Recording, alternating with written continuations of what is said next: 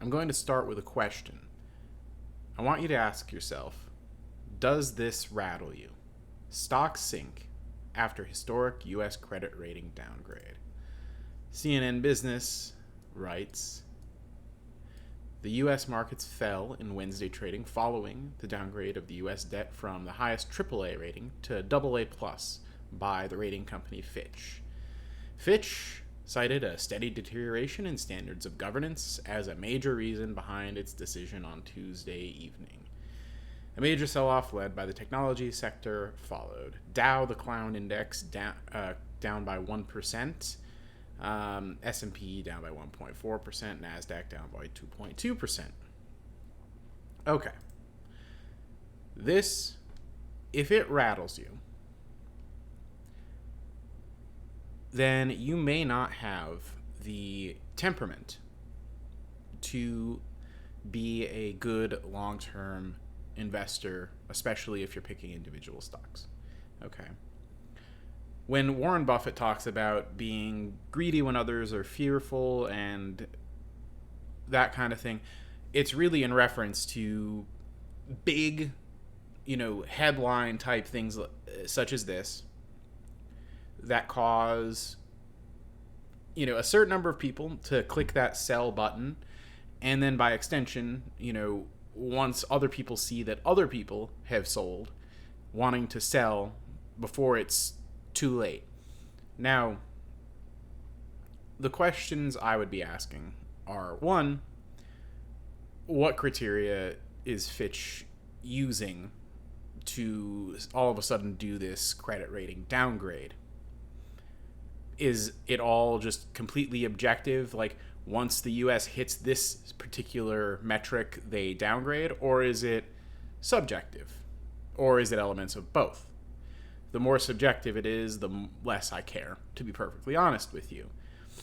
Now, I am interested in this event simply because I think it's a time to start looking to identify different opportunities. I think that because this is happening around earnings season, any companies that didn't perform as well as maybe people had hoped, even if it's by a small amount, the drop may potentially be more drastic because of the close time frame on the two things happening, right? So at the moment, I'm starting to take yet another look at PayPal, and I'm considering maybe looking at Qualcomm as well. Those two have been beaten up really bad, all right, in just the last handful of days here. So when it comes to Fitch, they're one of more, I think it's maybe three different agencies that rate credit for either like big entities and such. Like one of them is S&P Global, and of course, there's Fitch, and gosh, I cannot remember. I think there's one more, but anyway, the fact that one of those rating agencies has decided to knock the U.S. rating down a peg ultimately isn't something I would use to govern my personal investing decisions, okay? Because I sit here and I say, is this AAA down to AA plus rating going to impact whether people are going to buy the next new iPhone in 2024? How about 2025? In 2030, will people still want iPhones? How about, are people going to stop drinking Coca-Cola in a year, 2 years, 5 years, 10 years because of this? And you ask that question, pretty much about any company that you might be invested in, right? And it becomes clear that, well, in all likelihood, no, going down a notch on the credit rating probably isn't going to have a dramatic effect on whether or not great companies with in-demand products are going to continue to be able to conduct business, especially companies that have goods and services that are used all across the globe. So I sit here and I look at this. This actually is on fitchratings.com, and I'm seeing they have some things that they say drove the ratings down. Fiscal deterioration over the next 3 years, anticipated, I guess, expected fiscal deterioration, erosion of governance, repeated debt limit standoffs and last minute resolutions. Okay, so that's been happening since the Obama administration. So it's like this is like old news, okay? Breaking. Man lands on moon. Collects rocks. Plants flag. Seriously. Now,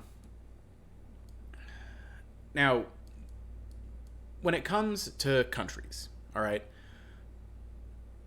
if countries were great families in Game of Thrones, the U.S. would be basically the Lannisters. That's what that AAA rating kind of meant. So,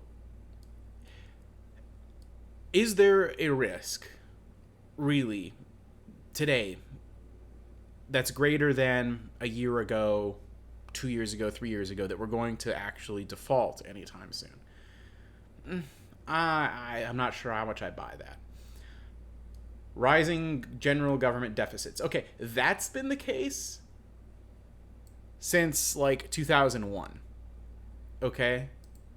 So, again, old news. General government debt to rise. You don't say. Again, this has been the case going for decades now. And they keep saying over the last decade and the next decade and this and that. Well, yeah, but what has actually changed other than the rating itself? Because it seems like the rating is just them saying we don't like business as usual, and so we're choosing why now? And that seems to be more or less arbitrary, if you ask me. Economy to slip into recession, because there haven't been any recessions in the last 2 or 3 decades, right? Fed tightening, okay, sure, but the money, the cheap money had to, that tide had to be stemmed at some point if you want inflation to be under control. So and if they didn't do that and inflation was still 7 or 8%, they'd probably be saying inflation instead, right? Oh, ESG. Bruh. The biggest clown measure of clown measures, in my humble opinion. So, yeah, all right.